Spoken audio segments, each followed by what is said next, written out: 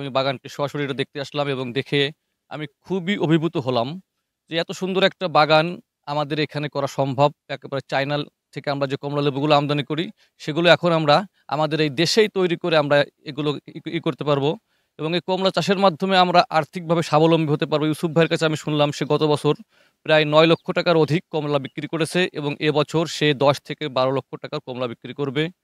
এবং তার দেখাদেখি এলাকার যে আরো বেকার যুবক আছে, তারা অনেকেই তার কাছ থেকে কুমড়া চাষের প্রশিক্ষণ নিয়ে আশেপাশে কুমড়া চাষ শুরু করেছে।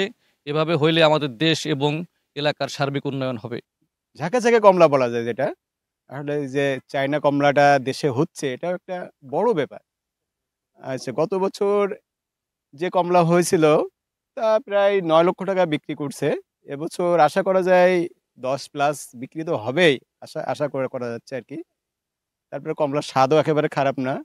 আপনারা এসে খেয়ে দেখতে পারেন যে আসলে সুস্বাদু কেমন আছে। আর উদ্যোক্তা হিসেবে বসে না থেকে আপনারা আপনাদের বাড়ির আশেপাশে পরিত্যক্ত জমিগুলোতে ফলের চাষ করতে পারেন। শার্শা উপজেলায় প্রায় ১২ হেক্টর জমিতে কমলার বাগান রয়েছে। উপজেলা কৃষি অফিসের সরাসরি তত্ত্বাবধানে নিরাপদ এবং উচ্চ মূল্যের কমলা আবাদ সম্প্রসারিত হচ্ছে। আমাদের শার্শা ইউনিয়নের একজন তরুণ উদ্যোক্তা মোহাম্মদ ইউসুফ আলী। তিনি প্রায় ৩ বিঘা জমিতে কমলার আবাদ করে আসছেন। উনার বাগানের বয়স প্রায় ৫ বছর। গত বছরও উনি এখান থেকে ভালো একটা অ্যামাউন্টের কমলা বিক্রি করেছিলেন। তো এবছর আবহাওয়া অনুকূলে থাকায় আমরা আশাবাদী ৩ বিঘা জমি থেকে উনি ভালো একটা লাভবান হওয়ার সুযোগ আছে এবং পাশাপাশি উনার এই সাফল্যে আমাদের উপজেলায় আরো কমলার বাগান সম্প্রসারিত হচ্ছে এবং আমরা উপজেলা কৃষি অফিস সবসময় নিরাপদ উচ্চ মূল্যের ফল আবাদে কৃষকদেরকে আমরা প্রয়োজনীয় পরামর্শ সহ যাবতীয় সহযোগিতা প্রদান করে আসছি। ধন্যবাদ। আমাদের উপজেলার যাদবপুর গ্রামের ইউসুফ ভাই, তার এখানে ৩ থেকে ৩.৫ বিঘা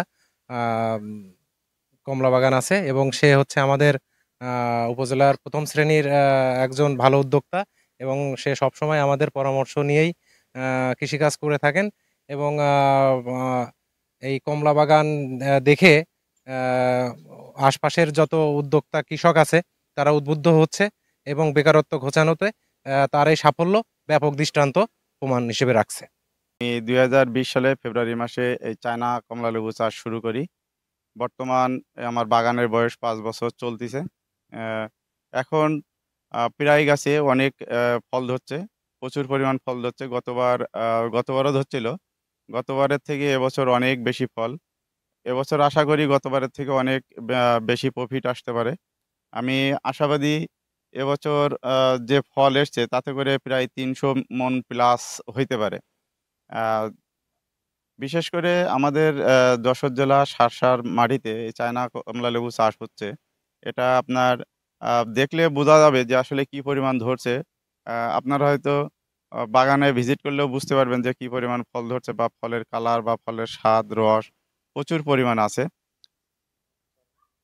বিশেষ করে এখন যারা নতুন উদ্যোক্তা হতে চান, আমি তাদের উদ্দেশ্যে বলব যারা নতুন করে বাগান তৈরি করবেন তারা অবশ্যই বাগান ভিজিট করে বাগানের ফল দেখে তারপরে আপনার চারা কুড়াই করবেন। আর যারা চারা কুড়াই করতে চান আমার সাথে যোগাযোগ করতে পারেন।